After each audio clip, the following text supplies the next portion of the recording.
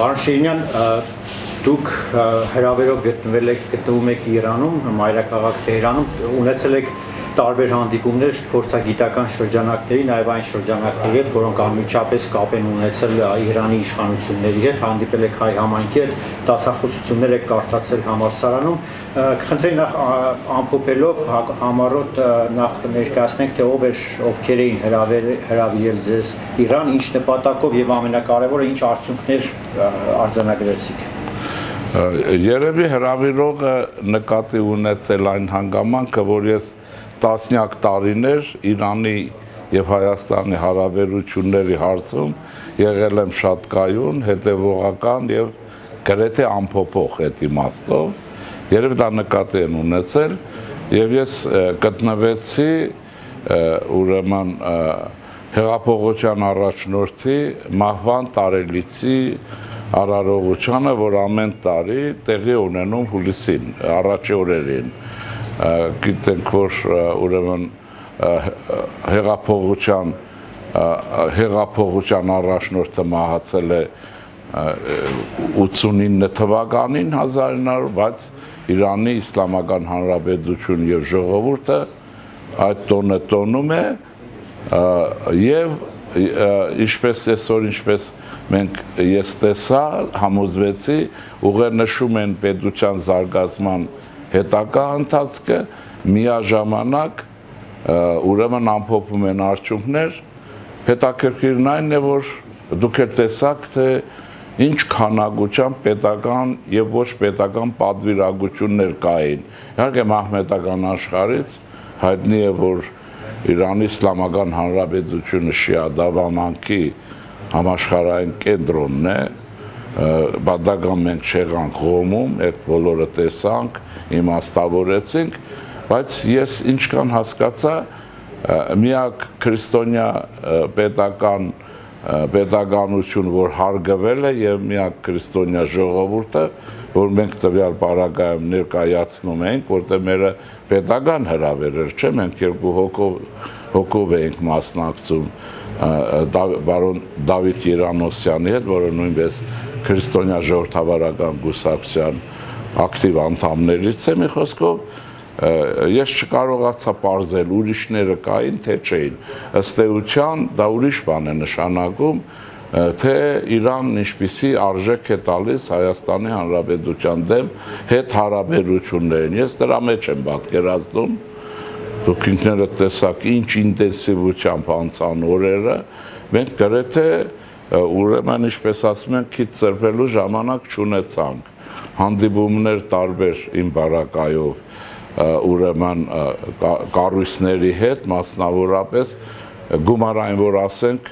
8 օրում 8 հանդիպում, յուրաքանչյուր հանդիպում միջինը ես ինչքան որ կարողացա հետևել իմ ժամացույցին, առանձնապես դա նպատակ չէր, բայց հետաքրքիր էր, յուրաքանչյուր հանդիպում 2.5 ժամից պակաս չի եղել բոլորը, ուրեմն կարող եմ, որտեղ գաղտնիք չի, ես չեմ ուզում մեր ժողովրդից գաղտնիքներ ունենանք եւ մեր պետականությունից, բաց քժկն գիտեք, որ միշտ բաց է գործել, օրենքի շրջանակներում եւ փորձել է իր նպաստը բերել ներքին կամ արտաքին քաղաքականության ոլորտներում եւ այդ իմաստով իրականում ինք ալտերնատիվ ընդդիմություն է, իսկական օպոզիցիա է, բայց ալտերնատիվ է, այն իմաստով, որ օգնում է եւ այն։ Հիմա ավելի կոնկրետանամ։ Ճիշտ ասած, հիմա ես եմ տարել այդ ինչ են ասում բանավեճերը, շատ ծանր, պատասխանատու ուրեմն դեպատներ են եղել, դուք ինքներդ դա տեսել եք, բայց եղել է բոլորը բարյացակամության մեջ եւ երկխոսության համար նպաստավոր միջավայրում։ Էքսեսներ չեն եղել, սովորաբար լինում է, այդպիսի բաներ կազմակերպվում են նաև, որտեղ ես դա քաղաքական բոլոր դեպքերում ճիշտ է քաղաքական դոկտոր եմ, բայց ես քաղաքական անձ եմ եւ դա կարող է լինել, էլի։ Այդպիսի բաներ չեն եղել եւ տեսանք ամենուր այն պատրաստակամությունը, որ մեզ ընդունեցին։ Առաջինն ասեմ, որ սա ինչ էր, այսպես ասենք, քաղաքական պլատֆորմի ճակատամարտ էր հանուն Հայաստանի Հանրապետության որ ես կարծում եմ, որ կարողացա ինչ-որ չափով տալ այդ ճակատամարտը, որովհետև իմ թեզիսը մնում է նույնը, ինչ ամենտեղ հանդիպմանն ասեցի, որ Սիրիայում Իսլամական Հանրապետության պարտությունը եւ արտամղում է եւ Հայաստանի Հանրապետության պարտությունը 44 օրյա պատերազմում գեոքաղաքական իրադրությունը արմատապես է փոխել։ Ես նույնիսկ իմ գոլեգաներին առաջարկում էի, ասում էի, որ մի քիչ մտածեք, շատ ավելի խոր կգնալ է պետք, կարող է շատ ավելի արմատական փոփոխություն է կար, քան ես այսօր կարող եմ գալեմ, բայց ես ընկալում եմ արմատապես փոփոխված վիճակ եւ այստեղ քրիստոնյա ժողովրդավարական կուսակցությունը ես որպես ակադեմիայի քաղաքագիտության բաժնի վարիչ մեր Երևանյան առաջարկել եմ իմ ալտերնատիվները, որոնք ամբողջական են այդ ալտերնատիվները կոնցեպցիա եմ առաջարկել, որը բխում է բացառապես Հայաստանի Հանրապետության պետական շահից եւ Իրանի Իսլամական Հանրապետության պետական շահից։ Ես գտնում եմ, որ այստեղ երկուսը իրար մերձենալու շատ տեղ ունեն, բայց այդ մերձեցմանը խանգարում է մի հանգամանք, որը նաև ռուսական սինդրոմ է, իրանական սինդրոմ է։ Իրենք ուզում են Հայաստանի եւ հայ ժողովրդի հանդեպ ունենան գերակա հովանավորչական այսպիսի վերաբերմունք, որ անթույլատրելի է։ Ես բացատրել եմ ինչի համար։ Մենք կարող ենք ազնիվ բնական երկխոսություն ունենանք եւ շահերի փոխհամատեղում անկախ այն բանից Հայաստանի Հանրապետությունը քանի ուրեմն որ 30,000 քառակուսի կիլոմետր չկա այսօր, իսկ Իրանի Իսլամական Հանրապետությունը 1.6 միլիոն քառակուսի կիլոմետր է։ Դա գեոստրատեգիական շարժերի մեջ այդքան էլ կարևոր չի։ Իհարկե շատ լավ կլներ, որ մենք էլ մեծ հայքի ունենայինք այնպիսին, ինչպիսին եղել է Իրանի հետ ճանապարհ դուրս գալու հեռավոր հազարամյակներին, բայց հիմա իրողությունը դա է, բայց Հայաստանի ես ուզում եմ, որ յուրաքանչյուր քաղաքական գործիչ եւ մարդիկ, ովքեր մտահոգ են, մտավորական եւ այլն հասկանան, որ հյուսիս-հարավ մայրուղին որ կա, դա ինքը արժեք ունի այնքանով, որքանով այդ մայրուղին ընդգրկում է Հայաստանի Հանրապետություն, ուրեմն Իսլամական Հանրապետություն եւ Հնդկաստան եւ Անդին, դա Հնդկական օվկիանոսն է, այն կողմ Ավստրալիան է, որտեղ ունենք լավագույն գաղութ, բայց հարաբերություն ճանապարհի բարակայով քիչ ունենք, տնտեսական։ Ինդոնեզիան է, արագ աճող, ինչ ասեմ, Վիետնամն է, որ թռիչք է գործում, մեր ժողովուրդը շատ բաներից տեղյակ չի։ Շատերը սովետական շրջանի կլիշեների, խեղճության եւ պատկերների տակ է մնացել եւ դա այդ իմաստով վատ է, բայց աշխարհը արագ փոխվում է։ Ես կուզենայի, որ ես իմ պատկերացումները շարադրեցի ձեր ներկայությամբ բոլոր այս հանդիպման տեղերը։ Շատ արդյունավետ էր իմ հանդիպումը պարլամենտի բոլոր տեղեր փորձարարական շատ հետաքրքիր մեթոդ է, սա ասեմ, հայաստանյան կողմը կարող է ընդօրինակել պարլամենտի փորձարարական գիտական ծառայությունը, որտեղ փորձագետներ են, գիտնականներ են, քաղաքական գործիչներ են, դե վերջին հաշվով չեմ հարցրել, չգիտեմ էլ, բայց սրանց հետ, որոնք նախապատրաստում են մթնոլորտ, որոնք ուղղորդում են, օգնում են քաղաքական ղեկավարությանը ձյալ բարակայում պարլամենտին ուղղորդվելու։ Պատկերացնում եք, երբ որտեղ խոհանոց, որտեղ ճաշը եփվում է, դուք խոհարարի հետ դեղատոմսերի հարց եք քննում եւ ասում եք բաներ, որ իրենց համար խիստ տարօրինակ է, ճակերտավոր եւ սпасելի չի։ Ես համոզված եմ, որ Հայաստանից ոչ մեկը նման քայլ չի արել, ինչ որ ես եմ արել, որի մասին նաեւ Երևանում կասեմ։ Դա առաջինը, երկրորդը շատ արդյունավետ էր մի փորձարարական խմբի հետ հանդիպմանը, որտեղ պաշտպանության նախարարության պատասխանատու կար, պատկերացնում եք, սա պիտի մենք ինչ-որ խոսում ենք Իրանի մասին, հասկանանք սա Վրաստան չի, սա բանը որ երկիրն ասեմ, Իրաքը չի, սա Ռուսաստանը չի մեռնող, սա այն պետությունն է, որի կողքին մենք ապրում ենք, բարձ է եւ այս շրջանակների հետ այն երկիրն է, որը դինամիկ արտաքին քաղաքականության մեջ տեսնում եք աճ է չռփում, ձախ է չռփում, այդպես չի որ Իրանը բացի Հայաստանի Հանրապետություն իր սահմանագից ոչ մի պետության հետ հանգիստ հարաբերություն չունի։ Սա ինչ է նշանակում։ Այդ մենակ այն չի որ հարևաններն են անհանգիստ, ինքն էլ է անհանգիստ։ Այդտեղ ինչպես ասում են բանավեճ միակողմանի չգնում։ Ուրեմն այստեղ ուրիշ է եւ հետո իհարկե տպավորիչ էր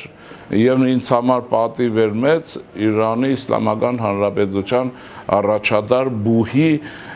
մասնագետների դիմաց ելույթ ունենալը, որ դուք էլ տեսաք, որոնք սկզբից տպավորություն եմ ասում, դասախոսություն ես սկսեց, բավականին լարված էին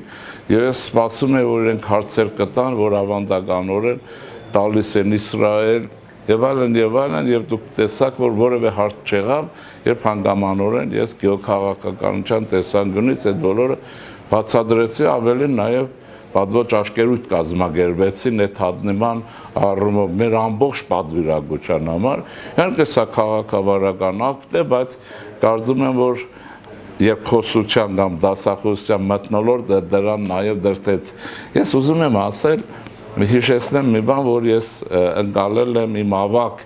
շատ հարգված ընկերներից մեկի կողմից Նիկոլայ Հովհաննիսյանը, նա չկա հիմա, արաբագետ, Իրանի լավագույն գիտակ եւ այլն ինձ բազմաթիվ զրույցներում ասել է Լևոն ջան, Պարսիկն ունի 10 հա, պիտի հասկանաս որն է հան։ Հասկանաս քո խնդիրն է, չես հասկանա քո խնդիրն է։ Այսինքն եւ հետո այսպես մնացածը չասեմ երևի կոնցեպտուալ բաներ շատ կարող եմ ասել, նաեւ առանձին հանդիպումներ եղան, նաև ամենաբարձր մակարդակով հանդիպումներ ինձ համար խիստ անսպասելի նրանք, ովքեր Իրանի Իսլամական Հանրապետության քաղաքականություն ոչ միայն մշակում են, նաև ուղղորդում են։ Սա բոլորովին այլ բան է։ Եվ ես տեսա, որ գիտական, քաղաքական երկխոսության այսպիսի ձևը շատ արդյունավետ է կոնե մեր բարակայում։ Իսկ իմաստը ինչին է ես հիմա պետք է մեկը կարծի ես ինչի եմ ձգել, ձգտեմ, ուղերձը ինչն է եւ ես ինչի եմ ձգտել, որ վաղնել այդ ճանապարհով գնում են։ Ես համոզված եմ, որ այդ հարավ-հյուսիս մայրուղին, որի մասին մենք խոսում ենք, շատ է խոսվում եւ հայկական խաչմերուկի արևմուտքը թողենք մի բա, իմ խորին համոզմամբ գլխավոր է հիմնարարը, որի մասին ասեցի, հյուսիս-հարավն է, նա չի։ Նա ուզում է լինի, ուզում է չլինի, շատ լավ, չլինի խնդիր, նա կլինի, երբ որ սա հիմնավորապես կլինի։ Եվ այդ իմաստով ինչ էի ասում ես իմ գոլեգաներին, որ մենք այդ ագարակի, հա, այս հատվածով մինչև Աշոցք, մինչև Բագրատաշեն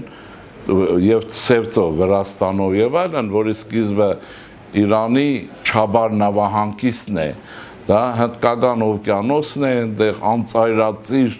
անչափելի, անգշռելի Հնդկաստանն իր տնտեսական պոտենցիալով, Պակիստանը գուցե մի օր էլ հարաբերությունների ինչ-որ մի վիճակ եւ այն հարավ-արևելյան Ասիան է, որտեղ դինամիկ զարգացում կա։ Ուրեմն ինչն է հիմնական խնդիրը։ Ես կարծում եմ, որ մենք այստեղ երկու հարց ունենք, մի հարց, այսինքն երկու կողմ է, որ մեր դաշինքը պիտի դիտվի հարաբերությունը բնական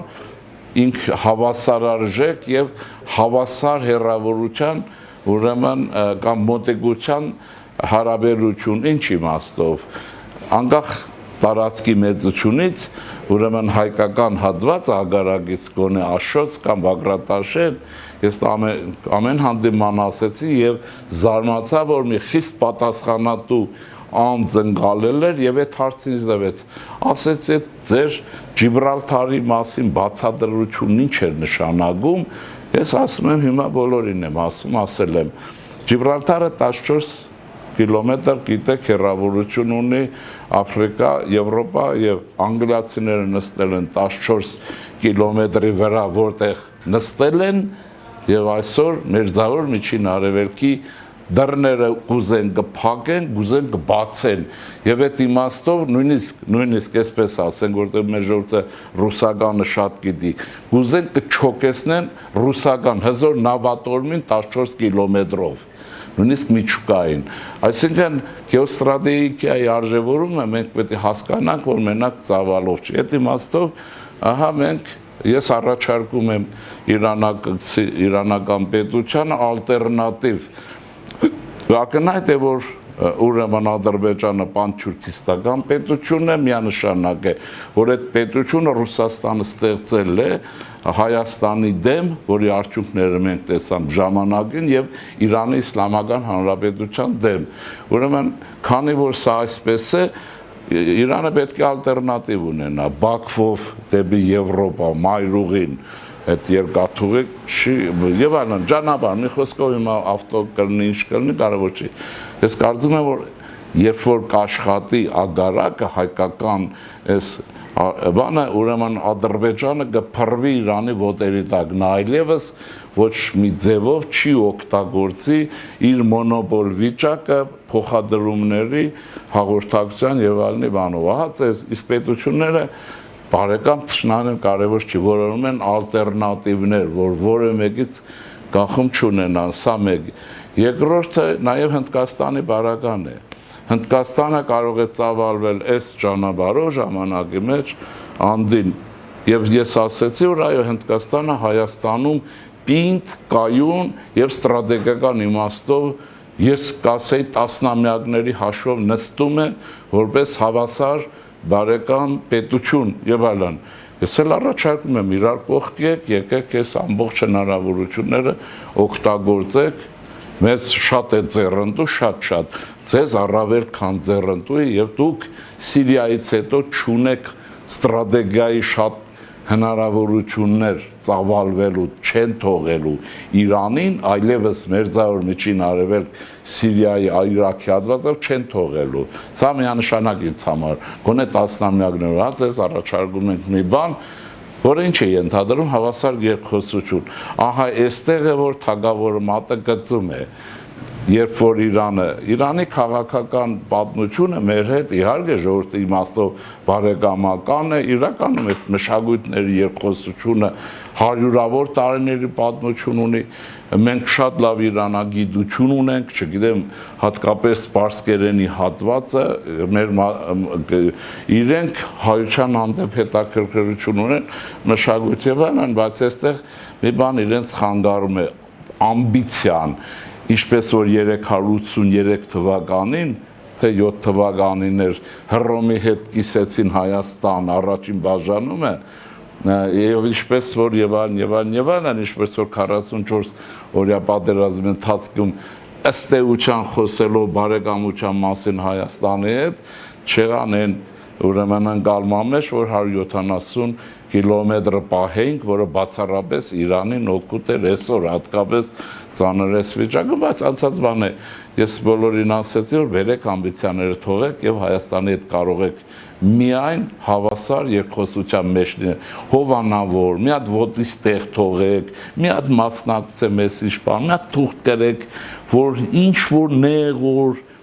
կարող է հասկանում եք, ես օգտակար լինեմ, սրանք արևելյան խորամանկություններ են եւ ես կարծում եմ մենք ընդհանրապես որևէ երկրի ռազմական ներկայություն Հայաստանում չպիտի թողենք ռուսական իսպար պիտի բացառենք բայց մեր բանակները պիտի համագործակցեն մեր բանակները իրար հետ պիտի լինեն եւ այլն սա բոլորին այսինքն սրանց մարդիկ խնդրեմ ունեն եւ ես ասում եմ դուք Հայաստանը պիտի դիտեք հավասարի այս մեկ երկրորդ հարցերը կա Ուրեմն բոլորը գիտեն, որ Իրանի ում հետ էլ խոսես այնտեղ Իսրայել եւ պանթյուրքիզմ երկու հարց կա մեջտեղը ինչ ասեմ ոնց որ քնչամյա ցուցակ ունեն հսկա այդ երկու հարցը հայերի համար նախատեսած է ասում եմ եթե դուք Իսրայելից շատ եք վախենում են կամ զգուշանում են ինձ հետ կամ շատ հետաքրքրեց մենք Իսրայելի հետ ունենք դեռևս ոչ այն մակարդակի հարաբերություններ, որ պիտի ունենանք դեսպանատուն եւ այլն եւ պարտավոր ենք դա ունենալու։ Այստեղ միանշանակ է, բայց Դա մենք աքսիոմատիկ խնդիր ունենք եւ կարծում եմ որևէ մեկ Հայաստանում, եթե լուրջ մարդ է ուրիշ բան չի, Հայաստանի տարածքից Իսրայել լինի, դու զահրումար լինի, ոչ մի բարագայում մենք ոչ մի ձևով Իրանի Իսլամական Հանրապետության դեմ թույլ չենք տա որևէ մեկին գործողություններ, բացի ռուսները, ինչու, որտեղ ռուսները վաղուց նստած են եւ գործում են։ Դրա համար ռուսներին պիտի դուրս, այս արևիկից պիտի դուրս վռնդել, այդ վտանգը դուրս կգա, որին սովորեն խառնակ ճուճուն դուք տեսակ, եւ մնացածներին, որը երկիր